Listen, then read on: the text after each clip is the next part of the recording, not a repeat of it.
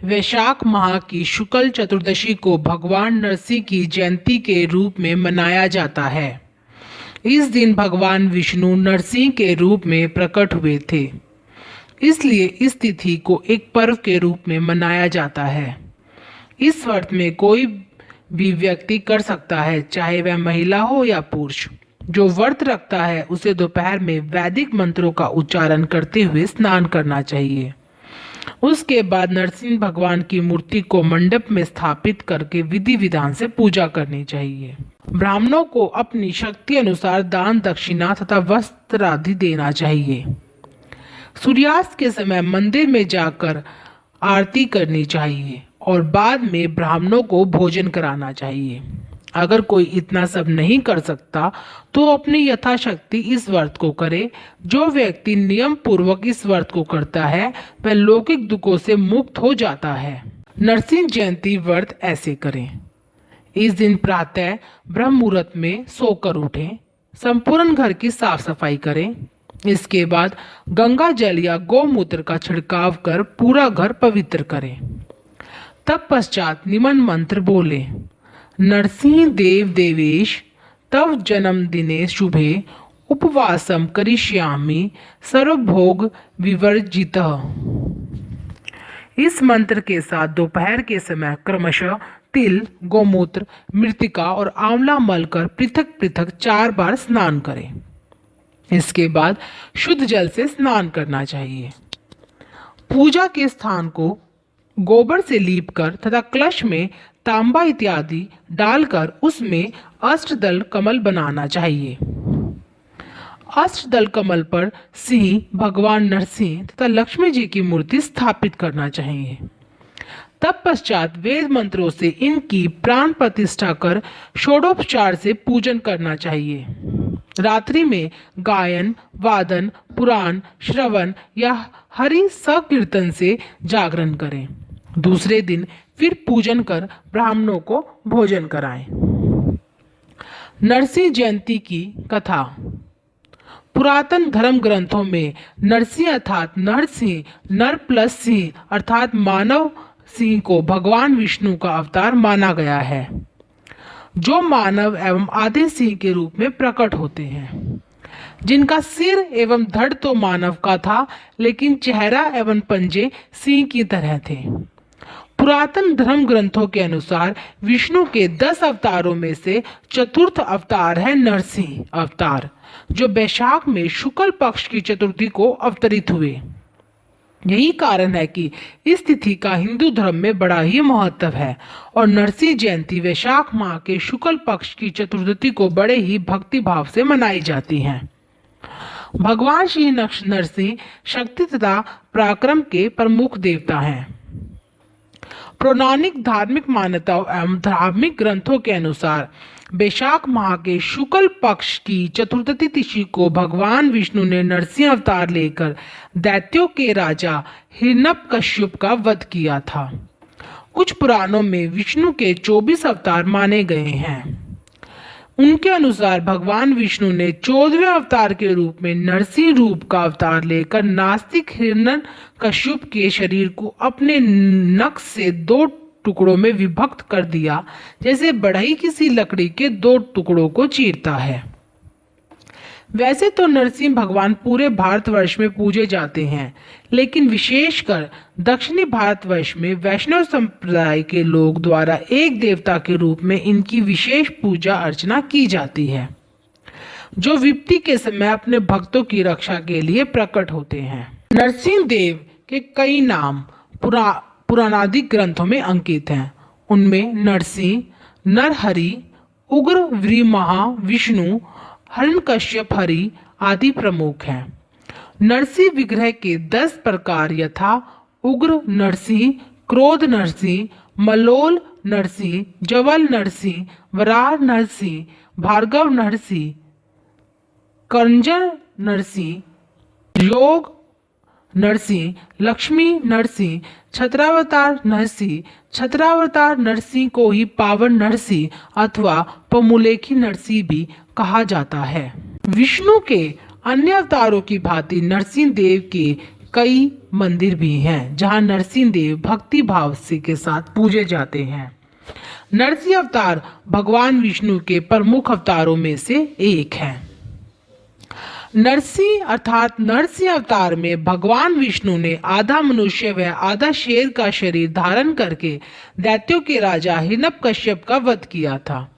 इस अवतार में भगवान विष्णु ने नरसिंह अर्थात मानव शरीर पर शेर का सिर के रूप में अवतरित होकर दैत्य राज हिरण्यकश्यप का वध किया था, जिसके अहंकार और क्रूरता ने सृष्टि का समस्त विधान तहस नहस कर दिया था।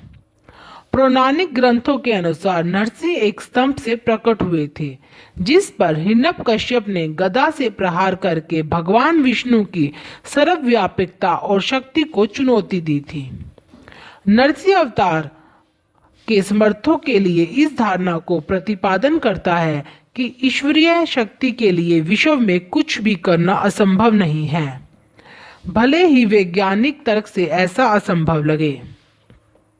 प्राचीन काल में कश्यप नामक ऋषि हुए थे। उनकी 13 पत्नियों में से एक पत्नी का नाम दीति था। उनके 2 पुत्र हुए, उनमें से एक का नाम हिरण्याक्ष और दूसरे का नाम हिरण्यकश्यप था। हिरण्याक्ष को भगवान विष्णु ने पृथ्वी की रक्षा हेतु वराह रूप धारण कर मार दिया, तो अपने भाई की मृत्यु से दुखित और क्रोधित हिरण्यकश्यप ने भाई की मृत्यु का प्रतिशोध लेने के लिए अजय होने का संकल्प किया और उसने सहस्त्रों वर्षों तक कठोर तप किया और भगवान शिव से वर मांगा, मैं ना अंदर मरूं ना बाहर मरूं, ना दिन में और ना रात में करूं, ना भूमि पर मरूं ना आकाश में मरूं, ना जल में मरूं ना थल में मरूं, ना अस्त्र से मरूं ना शस्त्र से मरूं, ना मनुष्य के हाथ मरूं ना पशु के हाथ मरूं। यह सुनकर भगवान शंकर तथास्तु कहकर अंतर्धान हो गए। भगवान शंकर ने यह वरदान पाकर हिरण्यकश्यप स्वयं को अजर अमर समझने लगा। अपने राज्य में उसने स्वयं को भगवान घोषित कर दिया। उसके अत्याचार बहुत ज्यादा बढ़ने लगे, जिससे सभी और त्राही त्राही मच गई। वरदान प्राप्त करने के पश्चात उसने स्वर्ग पर अधिकार कर लिया तथा लोकपालों को मारकर भगा दिया और स्वस्थ स्वयं संपूर्ण लोकों का अधिपति बन बैठा। देवता निरुपाय हो गए थे, क्योंकि वे असुर हिरण्यकश्यप को किसी प्रकार से पराजित नहीं कर सकते थे। उधर अहंकार से युक्त हिरण्यकश्यप प्रजा पर अत्याचार करने लगा। इसी समय हिरण्यकश्यप की पत्नी क्यादु ने एक पुत्र को जन्म दिया, जिसका नामकरण प्रहलाद किया गया। गर्भवती अवस्था में क्यादु नारद के आश्रम में थी, जहां का प्रभाव गर्भ में पल रहे प्रहलाद पर भी पड़ा था। इसलिए एक राक्षस कुल में जन्म लेने के बाद भी प्रहलाद ने राक्षसों जैसे कोई भी दुर्गुण मौजूद नहीं थे और वह भगवान विष्णु का परम भक्त था।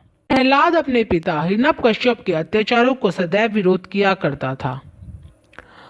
भगवद्र रुत के मार्ग से प्रहलाद का मन भटाने और उसमें अपने जैसे दुर्गुण लाने के लिए हिरण्यकश्यप ने बहुत प्रयास किए। नीति अनीति सभी का प्रयोग किया, परंतु प्रहलाद अपने मार्ग से विचलित न हुआ। तब हिरण्यकश्यप ने प्रहलाद को मारने के लिए कई प्रकार के षड्यंत्र रचे, परंतु वह सभी में असफल रहा। विष्णु की कृपा से प्रहलाद हर संकट से उभर जाता और बच जाता था। घटना कुछ ऐसी थी कि कुम्हारे के आवे में एक बिल्ली ने बच्चे दिए थे, लेकिन आवे में आग लगने पर भी उस बिल्ली के बच्चे जीवित बाहर आ गए। इस घटना से प्रहलाद के मन में भगवान के प्रति निष्ठ भाव बढ़ गया। सभी प्रयासों में असफल होने पर सुबुध हिरण्यकश्यप ने प्रहलाद को अपनी बहन होलिका की गोद में बैठाकर जिंदा ही जलाने का प्रयत्न किया। होलिका को यह वरदान प्राप्त था कि अग्नि उसे नहीं जला सकती, परंतु जब प्रहलाद को होलिका की गोद में बिठाकर अग्नि में डाला गया तो उसमें होलिका तो जलकर राख हो गई, किंतु प्रहलाद का बाल भी बांका ना हुआ। इस घटना को देखकर हिरण्यकश्यप क्रोध से भर गया, क्योंकि उसकी प्रजा भी अब भगवान विष्णु की पूजा करने लगी थी। उसे प्रजा के समक्ष अपनी प्रजा स्वीकार्य नहीं थी। इस पर एक दिन हिरण्यकश्यप ने प्रहलाद से पूछा कि बताओ तुम्हारा भगवान कहाँ है। यह सुनकर प्रहलाद ने अत्यंत विनम्र होकर कहा कि भगवान तो सर्वत्र है और कण कण में व्याप्त है। प्रत्युत्तर में यह सुनकर क्रोधित हिरण्यकश्यप ने कहा, क्या तुम्हारा भगवान इस स्तंभ अर्थात खंबे में भी है? इसका उत्तर भी प्रहलाद ने हाँ में दी। यह सुनकर अहंकार व अभिमान से भरा क्रोधांध हिरण्यकश्यप ने स्तंभ पर प्रहार किया। हिरण्यकश्यप के प्रहार करते ही स्तंभ को चीर कर नरसिंह भगवान प्रकट हो गए। उपस्थित लोगों ने देखा कि समस्त शरीर का और मुख सिंह का, बड़े बड़े नख एवं दांत, प्रज्वलित नेत्र, स्वर्णिम सटाएं, बड़ी भीषण आकृति सबसे प्रकट हुई और हिरण्यकश्यप को पकड़कर अपनी जांघों पर रखकर उसकी छाती को नखों से फाड़ दिया और उसका वध कर दिया। नरसिंह ने प्रहलाद की भक्ति से प्रसन्न होकर उसे वरदान दिया कि आज के दिन जो भी मेरा व्रत करेगा वह समस्त सुखों का भागी होगा एवं समस्त पापों से मुक्त होकर परम धाम को प्राप्त होगा। इसी कारण इस दिन को नरसिंह जयंती उत्सव के रूप में मनाया जाता है और लौकिक दुखों से मुक्त होने, भक्त की रक्षा करने व समस्त मनोकामनाएं पूर्ण करने की प्रार्थना व कामना श्री नरसिंह से की जाती है।